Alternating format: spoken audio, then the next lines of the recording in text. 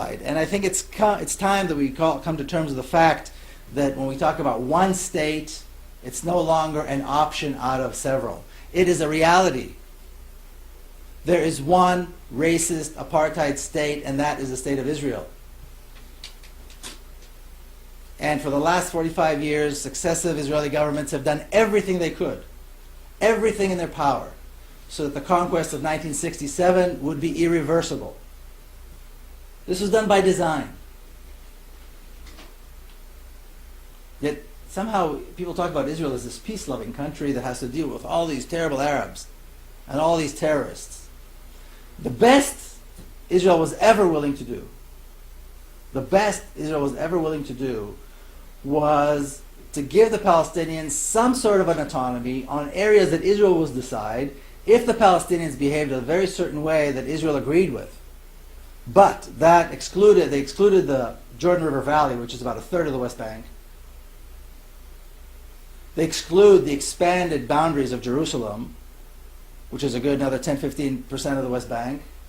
And it excludes the major settlement blocks, which are another big chunk of the West Bank. So I call these the three no's. These are Israel's three no's. And these three no's mean that there will never be a Palestinian state. And they know this. So all the talk that people still bring up about two states, about a Palestinian state, it's either an illusion or it's a lie. Because the reality is that Israel created one state and wants to get the Arabs out. Now the question, as people of conscience, as people who believe in peace, where do we put our efforts? Do we still put our efforts on this notion, on this myth that somehow the land of Israel, the land of Palestine can be partitioned into two states, which if you travel around, you'll see there is no area where you could partition.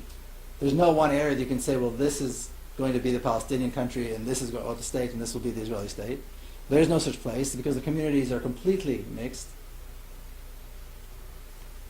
Or do we put our efforts into transforming this racist apartheid state led by, it's not a junta because it's not, they are elected, but basically by a junta of generals, into some kind of a democracy?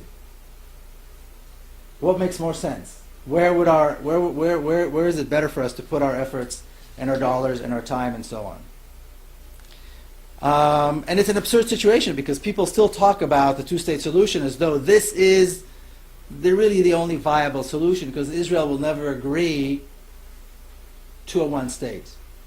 Israel will never agree to give the Palestinians equal rights. Well, Israel doesn't agree to anything. Israel doesn't agree to two states either. Israel is not relevant. The state of Israel cannot be part of the solution because the state of Israel is the problem. Zionism is the problem. So it can't be part of the solution.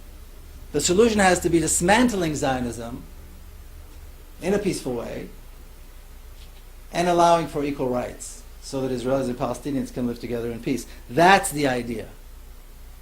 And it may sound crazier now to you, even crazier now when I say that I fully believe that peace is possible under these conditions, but I'm fully convinced that this is possible. And maybe we can talk in the Q&A a little bit later how it's going to be possible, but I fully believe that this is not only possible, it's inevitable.